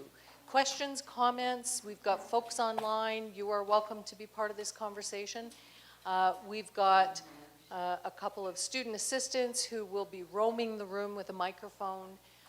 So put your hand up real high so they can see you. We've got folks down here towards the front, one in the back.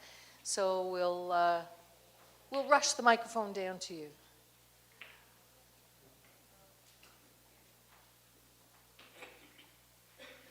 Thanks, Lou. Hi, my name's Gabby. Nice to meet you all. I was wondering if you could talk a little bit about how we can start to convince people to trust us as journalists again. Great question. I have a lot of answers to that, but let me go to the most fundamental one. Treat sources as people rather than sources.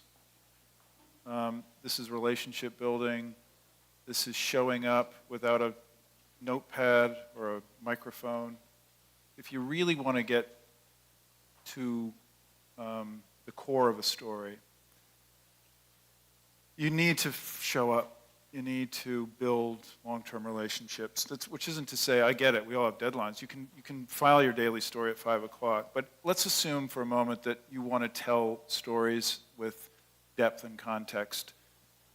You're going to have to do work beyond the strictures of filing your daily story. And so I always make my young team engage long-term.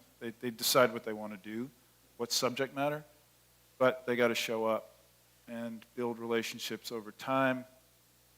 Nobody is ever going to give you anything revelatory because you sent them an email. I promise you.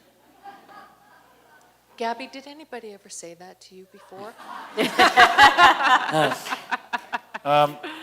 And even so, obviously, phone, always phone. But if you really want to figure an issue out and people out, you need to. I mean, I spend a lot of my days in coffee shops looking people in the eyeballs. It's ultimately the only way that you're going to get to the heartbeat of stories. So anyway, that's my advice. I mean, the other parts are, you already know. You got to be forensically accurate. You have to be forensically fair. You don't go to people who may be the subject of a negative story an hour before you publish. You give them time. You just act ethically. All of this is woven into your brain already. You know what's fair. You actually know. But journalism sometimes forces us to rush. And so the greatest gift I can give you is to remind yourself that you have to do what you have to do to file, but you can always find ways to be fair and careful. And if you do that, even like I've had people who were the subject of very negative stories I wrote about them, very negative, like reputationally damaging stories, who said to me at the end of it, I hated your story, but you were fair. And they've actually, in some cases, become sources. They've come back to me and said, you think my story was bad? Wait till you get a load of this guy. And that's the highest honor, I think, because at the end of the day, this is a hard job, and it's often adversarial, and you're going to say things that are going to upset people. You're not going to have a lot of friends. It's psychologically damaging. It's unhealthy. But there is there's tremendous gifts in our ability to affect meaningful public enlightenment and dialogue and discussion and ultimately change. Okay. Other hands, and just while we're getting the microphone to you, up in the back there, Lou, we have a question from an online person who says, one speaker mentioned the Meta ban. When Meta blocks a link, it says it's because of government legislation in Canada. I thought it had to do with media outlets wanting to be paid for their content. So is there a way for this issue to be resolved? Thoughts? Brody, do you want to take that one?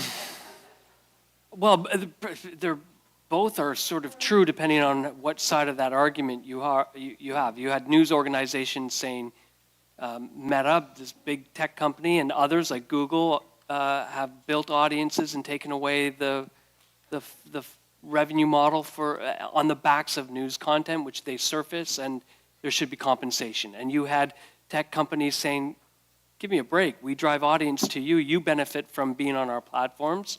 And you had the Canadian government come up with legislation that sought to create a sort of force and negotiation and extract value out of those companies. And so that's where we're at. And Facebook, Meta, but Meta is Facebook, Instagram, WhatsApp, said, fine, we'll walk away. Now, they were already walking away, to be clear. They have pulled back from news. They've said publicly news doesn't really matter.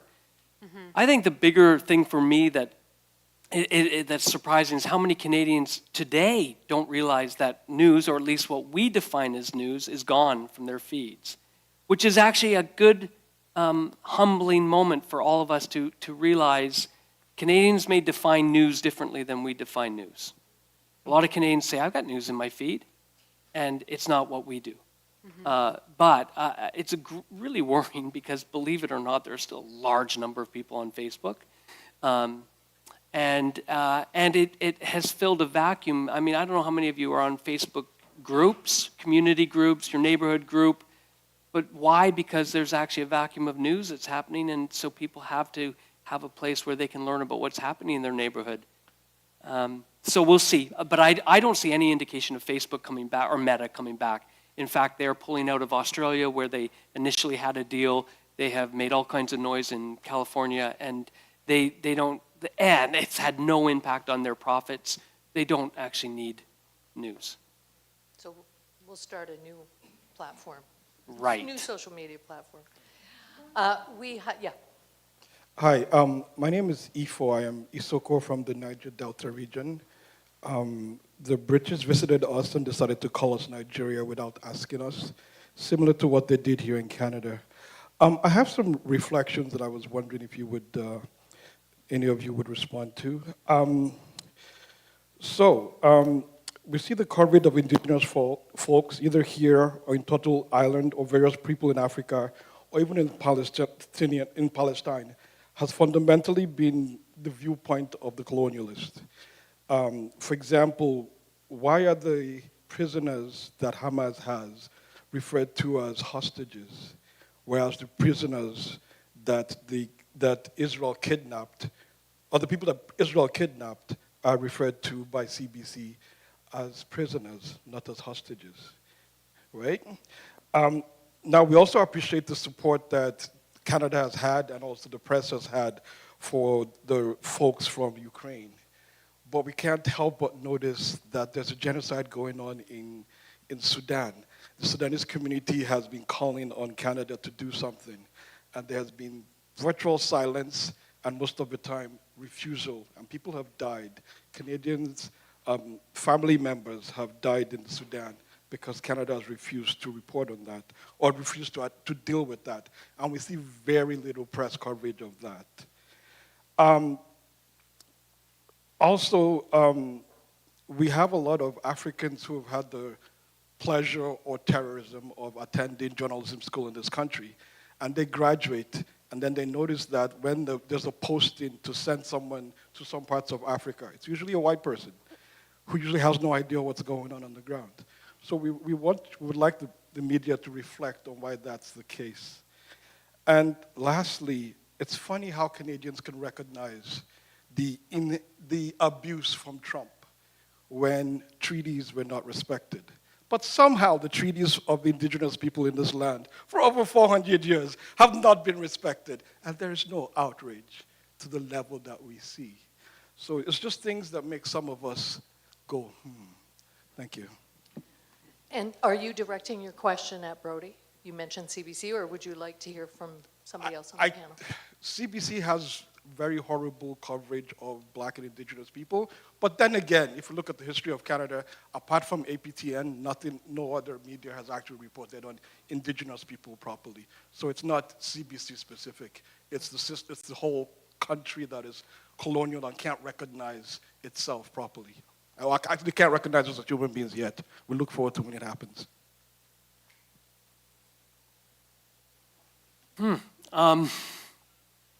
I think there's a lot there. I think I would say there are everyday conversations on how do we get better and become more inclusive in terms of both story approach and who's telling the stories and who are we bringing into our news organizations.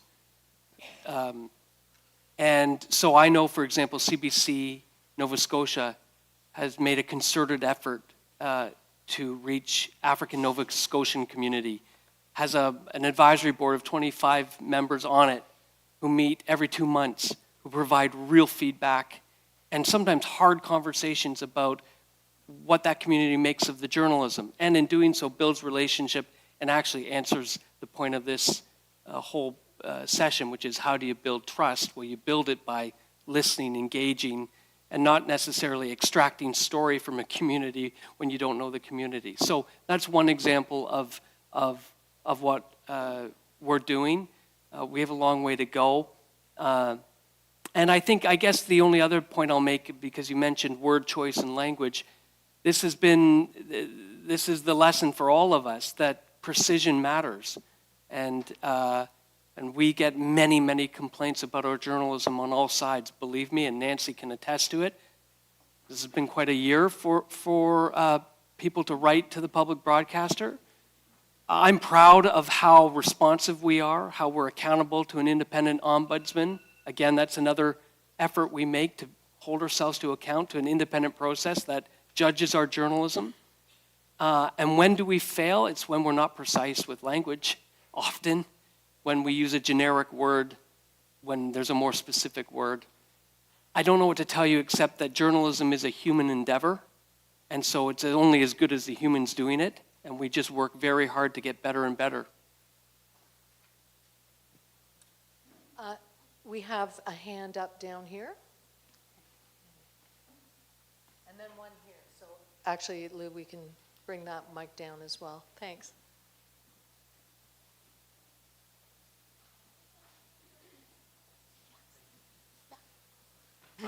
My name is Easton Cameron, and you talked a lot about the connection between journalism and the government. How there's only a democracy because there's journalism. But it's no secret today, and at least the community in Canada as a whole, that the government's not very popular. We've kind of been screwed over.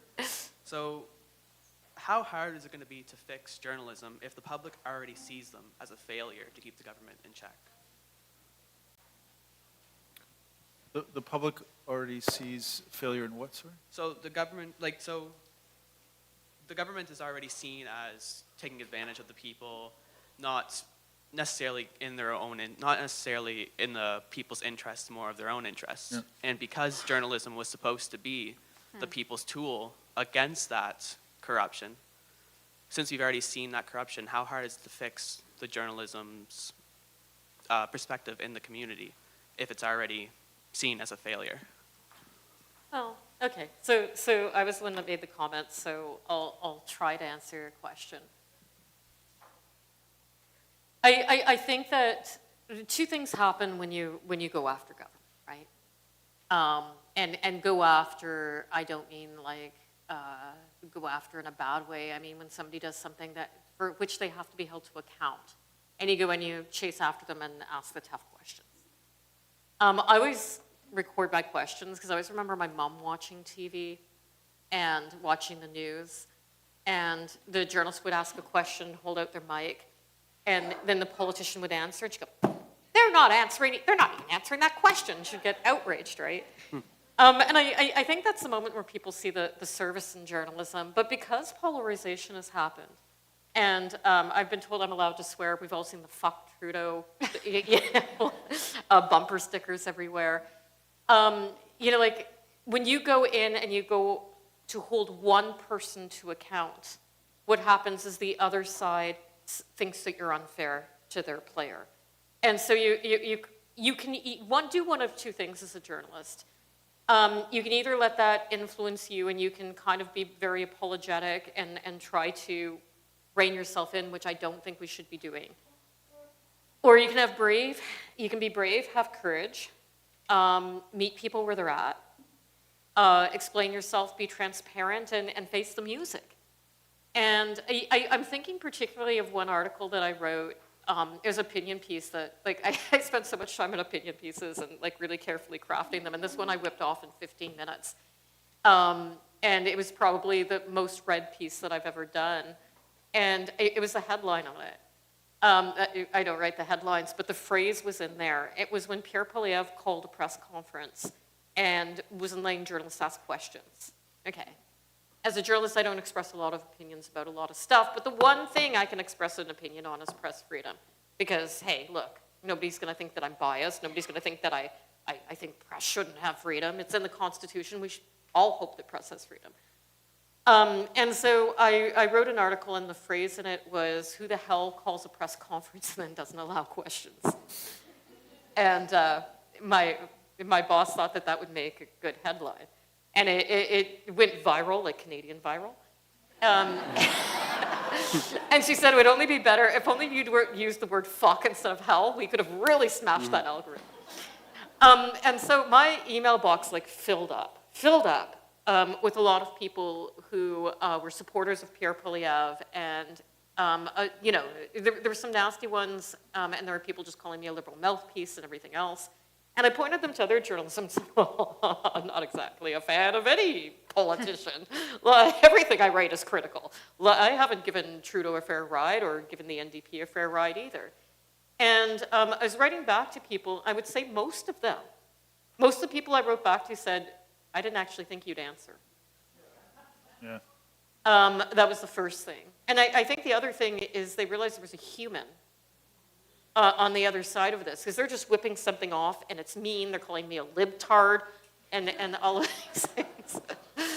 And so most of the time, people wrote back, and they said, "Okay, I'm watching you. You're saying that you're going to be fair. I'm watching you." And I said, "Watch me. You write me back again if you think I write something that is unfair. If you think I'm not doing my job." So I think that's the only way I know how to respond, is to respond to people, be transparent, face the music. It's not always pleasant. Some people wouldn't agree to it. One guy wrote me the creepiest thing back, that he wasn't going to read my article, but he checked out my picture, and he was Italian. I think he started hitting on me. It was really freaking creepy. But at any rate, that's all I really know how to do, is that we have to keep being accountable like that. And I think too often we're not. There's a question right here. I think the microphone was coming. Oh, did you take it? Okay. Okay. Right here.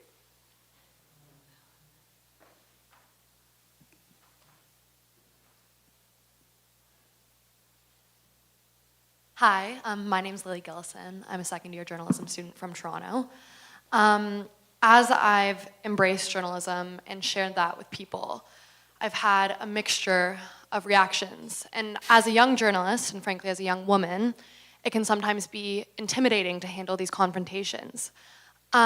Personally, the first thing that comes to mind was a ride I was having from the airport to my apartment, where my driver asked me what I was studying, because we had talked about how I was a student, and I essentially got accosted. And I'd like to think that I'm pretty good at conflict resolution or dealing with a situation like that. But in a time like that, where you're in an enclosed space and there aren't many options on how to deal with that type of confrontation, and again, I'm a 19-year-old girl, and it was pretty intimidating at the time.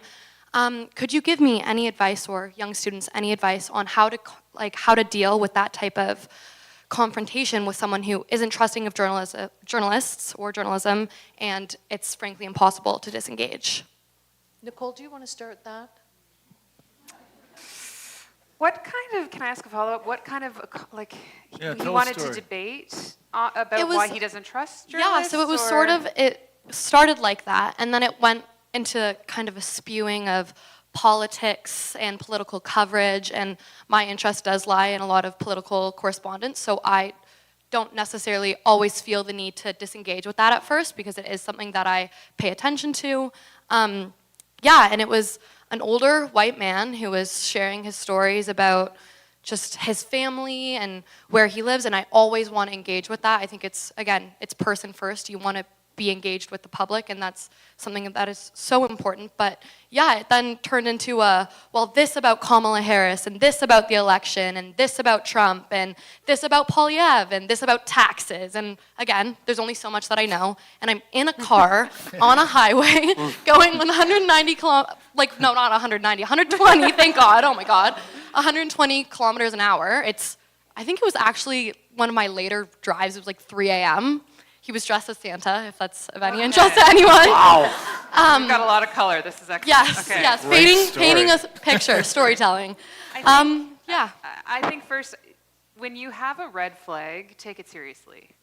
You know when you're in danger, and you should respond. You are in charge of you, and you have to keep yourself safe. So if that means changing the conversation, if that means, hey, let's talk about, I'm trying to think of a pop culture reference, and I'm really struggling. Taylor Swift, it can be really helpful to have that in your back pocket. If you want to engage, because you think this is actually a valuable way that maybe you can build trust in journalism, I think you just have to humanize yourself and tell them about hey, I'm in my second year of school. Here's what I've learned so far.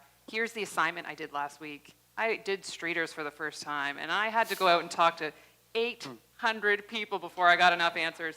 If you can bring, I guess, some of your own experience and truth to it, that's helpful. But I would say don't feel pressured to do that. You're alone in a car. Let's keep you safe. Yeah, and I think the thing that stood out to me, particularly in this instance, was I did disengage. At first I approached it as any young person would, and any interested journalist would, and I tried to have an open conversation and be as impartial and unbiased as I possibly could. And then again, there was the subject change, and then again, it just would not end. And again, it's really important to engage with people, and I acknowledge that, and I want to do that. But it's when you've disengaged, when you've realized that there's that red flag, when you have changed the topic, do you just be quiet? I mean, I had this happen to me with a taxi driver who went really dark when he found out what I did. And then and until then it had been pleasant.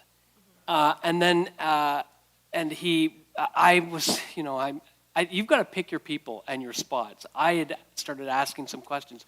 Why do you distrust the media so much? Within 10 minutes, we were talking about Biden being dead, and there's a body double, and it went really places. So I brought it back to the picture of his kids on the dash, and we just talked about our kids, and brought it back to something that was not about the news and was more about being a human. And the only other memory I have of that exchange, because I didn't feel unsafe, so I felt I could get it back to the place where we could talk. But I do remember him looking in the rearview mirror, constantly looking at me, trying to make sense of me, because I wasn't the monster he thought. I'm reading into it, but he could not, because I was just exuding, trying to be the nice guy, and really was interested in his kids. And so I do try to reach out to people who can be really cruel, and you find out a lot of them are, some are very, have lots of ideas that are just not rational. But there are a lot of people who are just hurting or not doing well, or think that you're just a machine, and then when you confront them with humanity, that is actually a real checkpoint for something. So I just want to end, by the way, talking about trust. I'm convinced the best and only thing we can do right now is meet people face to face. And so that means being a journalist, going into a community, going into a place, and approaching someone with genuine curiosity about their story. A notebook that's empty, where the story isn't pre-written, and maybe you put the notebook away and just start with relationship. I think that's probably where we need, as media, to put some time now, is reestablishing connection with people. When you do that, and the Fifth Estate, which is our investigative documentary show, just did a documentary. They went to northwestern Alberta, to a really tiny town, where there's a war over their library. And they have no media covering it because the media is gone. So what we learned was, first of all, a lot of skepticism of our crew. They did not want to be talked to. The town council passed a motion that no one shall speak to the CBC. Yeah, that was an actual motion. And yet people wanted to be heard. And our reporter, it was Mark Kelly, did this beautiful job of actually talking to everyone on all sides of this library issue. And it led to a whole meeting and a whole bunch of people in that community learning about a story that they'd only had pieces of. They hadn't heard the whole story. So we got to keep trying to have the conversations, but never at the expense of your safety or comfort. We have a question right over here. Thank you, Antonia.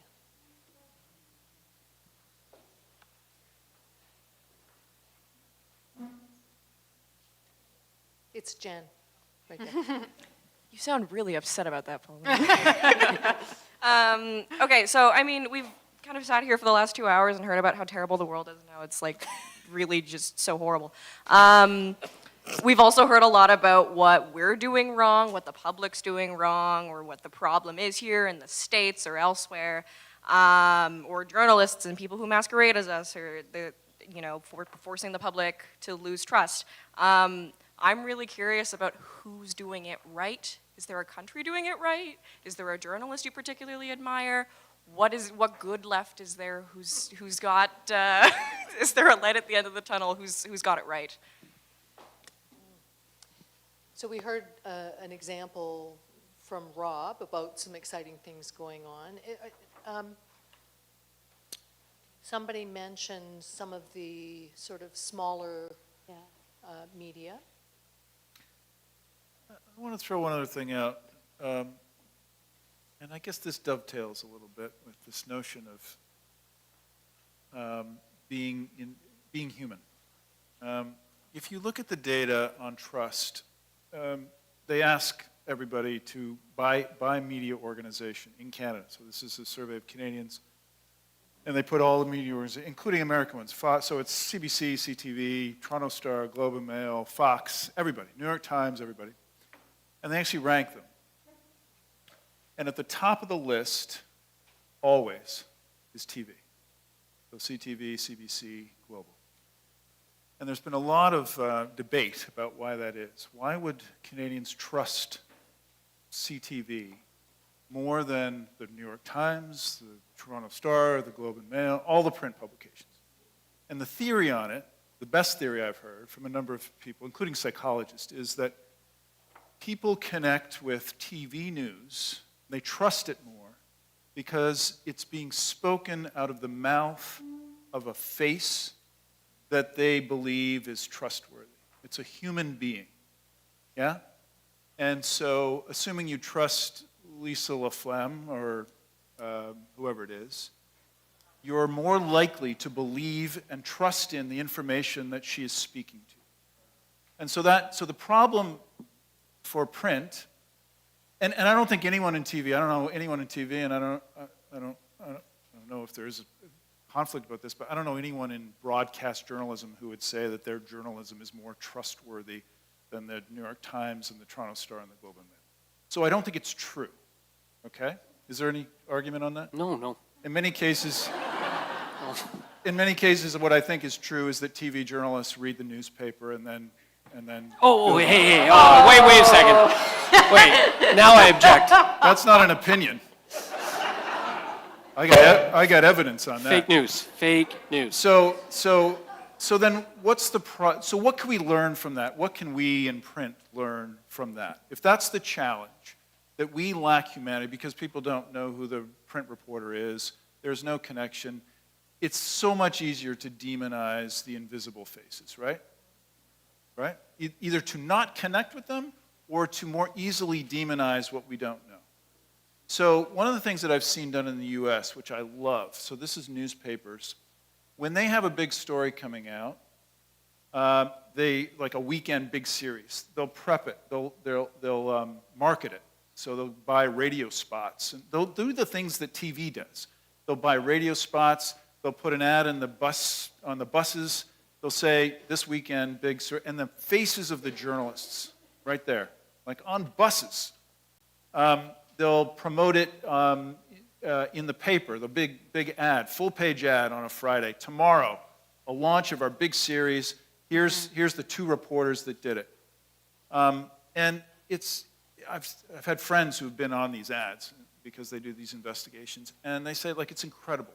The readership, the response, the reaction to that is incredible. And it's all they're doing there is, it's a little investment, obviously, and some time, but they do the thing that TV does well.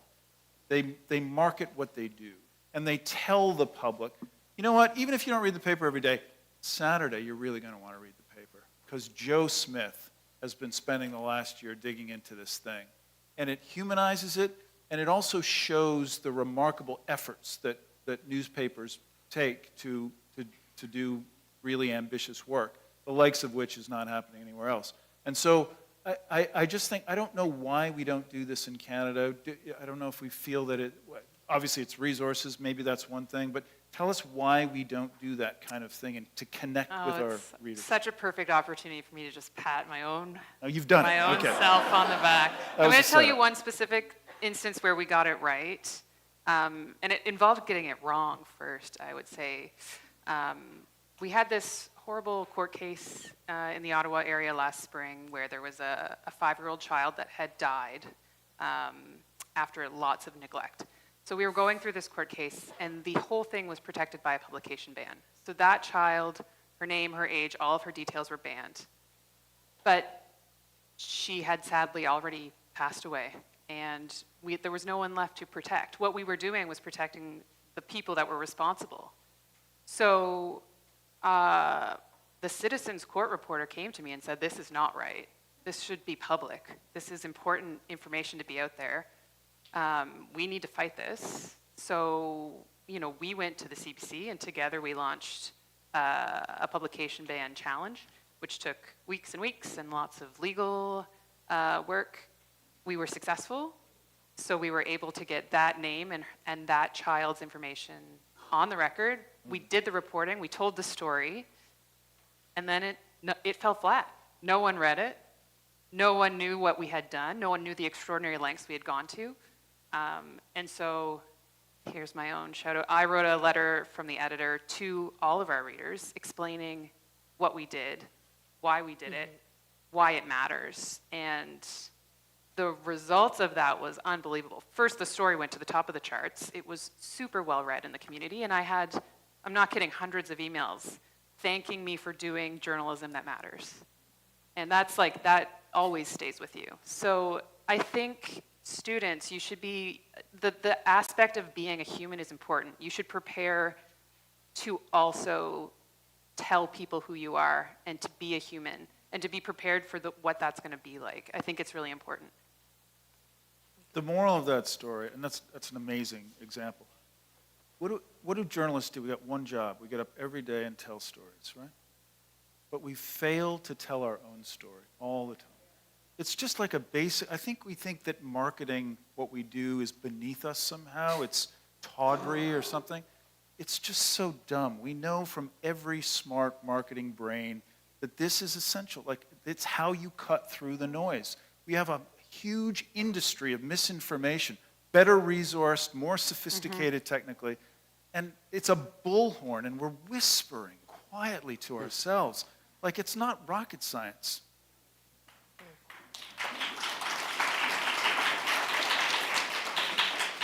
So I want to bring in somebody who is watching online, and they have a question. What are some organizations other than your own in Canada of any size that are sustainably doing journalism effectively? And they want you to name names. So thoughts? Who do you point There's to? lots. Globe and Mail. It can't be from this panel, you mean? Globe and Mail, the Coast. The Coast, yeah, 100%. What about Tim Bousquet? Yep. Halifax Examiner. Halifax I mean, that guy is a Examiner, yeah. hero. Are you feeling love for journalism just in this moment? You know, Yeah. we got to point it out. So when it nice. happens. Can I give a shout out to the Investigative Journalism Foundation? I mentioned them before. If you don't know them, they do two things. One, they're doing their own stories, but the other thing is they're cleaning and making data available for journalists to go in and do investigations. And so I know it, like I know that right now they're working on something really special, but you should go check out their site because they're really working in the public good, and they're very stable. They're very stably funded. Thank you. We are running out of time, so I want to find one more question. I see a hand up in the back. Yes. Can you, when we say student runner, we mean student runner. Go, Antonia. Go students. Oh, the baton pass. It's like a relay race. Hustle. My name is Olivia Johnson. I'm a second-year journalism student and aspiring documentary filmmaker. I'm struck by the way that you've spoken about objectivity with so much integrity, because I'm in a milieu in school where, you know, lots of young people are figuring out what their political beliefs are. And in terms of the rise of political polarization, people are in their corners not talking to each other because of moral high ground.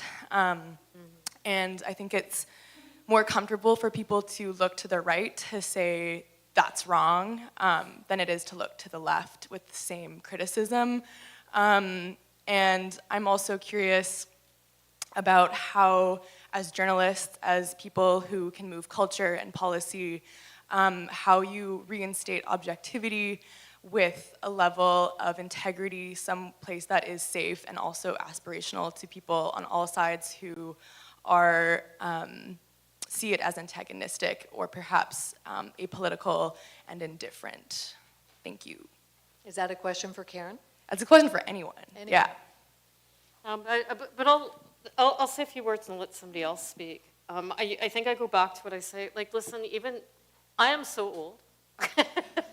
I am so getting up there. So a million years ago, I was sitting as a student in journalism school, and I had these professors that were extremely old. And even they said back in the old days, people aren't objective. Objectivity is a practice. So it's a word that we use that I think is getting misunderstood, as if somehow we are able to walk around as objective beings. Like, if you look at the Supreme Court of Canada, you've got very learned judges that will all sit there and look at a case and come up with a split decision. How are they not coming up with the one right decision? They're all looking at the same facts. They're all extremely learned, extremely practiced, and it took a long time for them to get there. And in Canada, of course, they're not elected, so they're not influenced by politics the same way as they are carrying votes in the United States or other places. So we are not, as human beings, going to be objective, but we have to have a practice where we're trying to find out what the facts are. And we've got to be able to explain that to the public and be accountable to it. So I think some people have gone to impartiality as the word for it, or somewhere else, but I think we've got to have a set of practices that we call professional journalism. So I don't go out and interview my mother and not tell anybody that she's my mother. I don't decide to hold a story because it might be harmful to a politician I want to get elected. I mean, we've got a million of these things that we know fit into a journalistic policy that are a set of practices. And it's about fairness, we can say about balance. Every one of these words, you can argue them until they're problematic. But we've got to agree on a set of practices and call it something that are professional standards that we're going to hold ourselves to account to. I completely understand the essays that are saying, that have been written that say objectivity is a problem. Like the example that I always use is missing and murdered women, right? We saw missing and murdered Indigenous women. People used to write dead Indian by river. It wasn't very nice. And I'm not just saying this, there's studies. This has been a very studied subject. If it was a white woman, they'd be like, Ellen's mother is dead. We'll never see Nancy again. And there was differences in the context, the words, the pictures, whether it was front page, above the fold, back in the day when we had above the fold, when we had paper newspapers. I think there's still a few around. So my thoughts on this is there was somebody sitting there who was plugged into the community and imagining a community that was like that. And if it was a woman that looked like they belonged in their family, they would sit there and say, oh my God, this could happen to my family. This could be my mother. This could be my daughter. And they would take it very, very seriously. And if it was somebody that looked like they weren't the same class, maybe they were a sex trade worker, maybe they were of a different race or something that they don't normally encounter, they'd sit there and they'd see the story as, well, what does my community, my audience here want to know? What they want to know is to stay away from that area until the police move that bad element along. And I think that's why those stories got written that way. We've seen like a lot of change in them, but I think that's like a classic example of how, perspective that should be objective influences stories in a way that is very impactful and negative on people. And so, but we've got to have a set of practices that check us. I think Brody said check our own biases. And so we've got to be able to have these conversations about things like objectivity, racism, sexism, fairness, polarization, without getting down at each other's throats. We've got to, as other people said, treat each other like human beings when we're having them, and not just get up on the moral high ground and say you're wrong and walk away. There's no conversation. Nothing gets better if you're not talking to each other. Okay, I'll just quickly add. Sure. We at CBC surveyed Canadians actually on this question, what does impartiality mean to you? We use the word impartiality. And because it was debated even within our newsroom, should that be a principle we get rid of? And Canadians, the vast majority rate it among the most important things. However they define it. And they define it, and we ask them, what words do you associate with that? Facts, truth. When you talk to regular people, they will tell you, we want the facts. We want to know what other people think about those facts, including partisans, experts, stakeholders. And then we want to make up our own mind. That's what we hear. So there is a place for activism, and absolutely even activist journalism, but there is absolutely a place for impartiality in journalism, and a lot of people will tell you that that's actually, they're looking for that. Now, the devil's in the details. And what is your definition of impartiality? But the point is, none of us are robots, and it has been kind of badly misunderstood and misconstrued. It is about the process, the things you do to try to get to facts as best you can, with all the flaws we bring to that process, which include bias in our own views and our own opinions. But I would tell our staff at CBC News, no one expects you to be a robot who regurgitates facts. Otherwise, that's not a journalist. A journalist comes to the story, and this is not my expression, but I love it so much with the open notebook. You bring all your worldview, your perspective. Sometimes that makes your journalism better, but in the end, you start with a fresh page. What are you seeing? What are the facts? What do people think about those facts? And then hand it to the audience to make up their own mind. Yeah.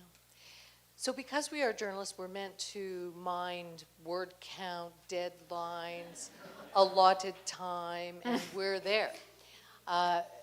If you'll indulge, I would just like a very, very brief kind of final thought from each of you before we say goodnight. You're at this end of the table. I guess we'll stay with our flow. I think it's a remarkable, hopeful sign that there's this many people sitting in a room on a Tuesday night in Halifax to talk about journalism. It's astounding to me. I don't know why you're here or why you're so engaged in this, but it is very hopeful. I mean, I've been at panels like this where there's 3 people. And so there's something, there is obviously intrigue here. There's obviously people who deeply care about the outcomes of these conversations. And I think we should all be grateful for that. So let me ask you all to give a round of applause to yourself for showing up and listening to this thing.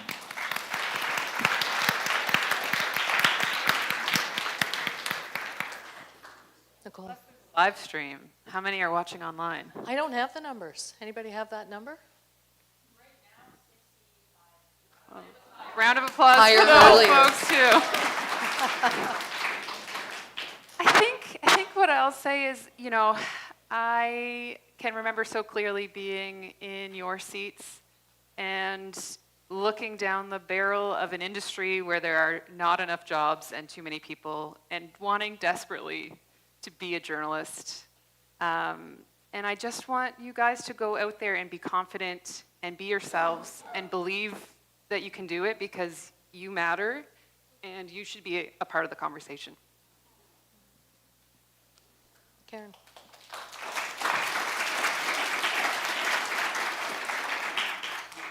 I would say keep learning and keep trying to figure it out. And if you ever get to the stage where you think you know it, you stop growing. Nobody can do anything with you at that point. So it's true. And so you're going to keep on learning. You've got to be a lifelong learner in this business, and you have to keep on trying to figure it out, and these questions are going to haunt you until you're my age, and you're going to still keep trying to figure it out. But you know what? Keep trying and keep fighting, because it's worth it. It really is worth it. I probably couldn't have had a career in anything else. I'm too mouthy anyway. But, this is the best thing I could have done with my life. I feel like even by the time I was 40, I had made a difference in other people's lives, which we don't talk about as journalists, but it's important. I'd served the public interest. I had done things that felt special. I had done things for people that felt special. And it's worth fighting for. Because like I said, I totally believe it. So much of our society is built on our ability to be able to communicate with each other. And you're a vessel for that. And so fight for it.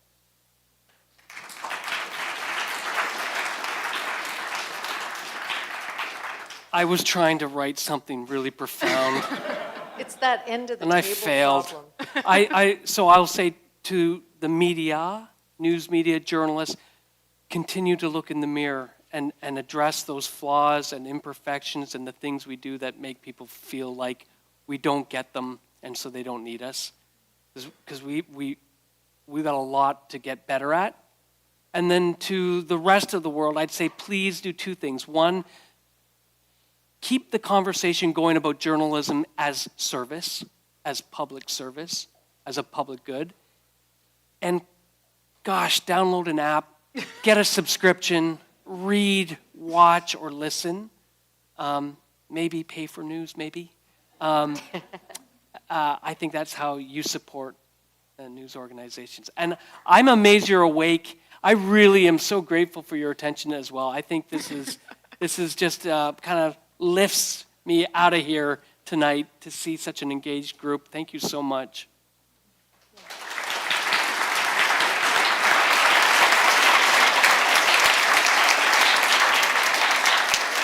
So big thanks to the panel. They've traveled to be here. They've taken time.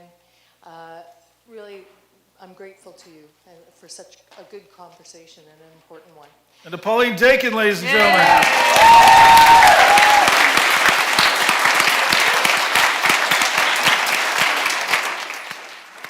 I also want to thank our organizers, Ian Wadshaw and Alison Rousel, helped put all of this together. And of course, you heard from Fred Valance-Jones, who's been pushing this all week long, or well, 2 weeks long now. Came together really quickly. And our student assistants tonight, Olivia Piercy, Lou Fan, Antonia Zwisler, whisking that microphone around. And our interpreters, Cassandra and Lacey.